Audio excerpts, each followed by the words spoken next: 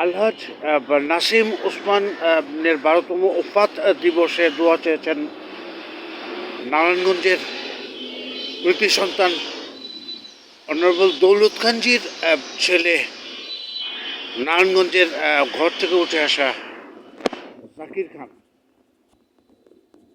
নিজেদের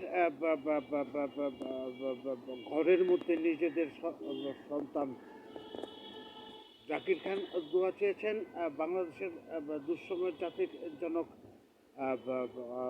তারেক জিয়াউর রহমানের পক্ষ থেকে, দোয়া চেয়েছেন আরাফাত রহমান কুকুর পক্ষ থেকে, দোয়া চেয়েছেন মরহুম শাহিদ ইস্কান্দারের পক্ষ থেকে, দোয়া চেয়েছেন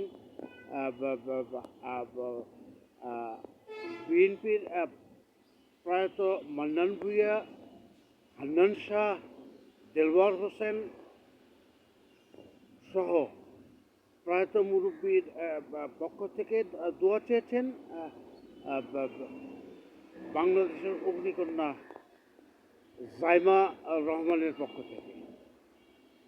আগামীতে এগিয়ে যাওয়ার প্রত্যয়ে জাইমা রহমানের বিকল্প নেই, ডক্টর জোবায়দা বেগম এবং তারেক জিয়াউর রহমানের বিকল্প নেই, যারা বাংলাদেশ জাতীয়তাবাদী দলকে ধ্বংস করতে চাইবে, যুগ যুগ যেন তারা তাদের প্রতিকার করতে পারে।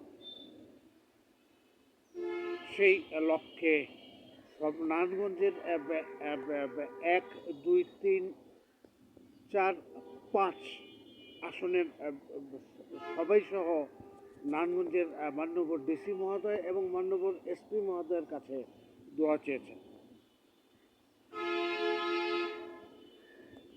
মোহাম্মদ ইমরানুল ইসলাম, বিবিআই নিউজ।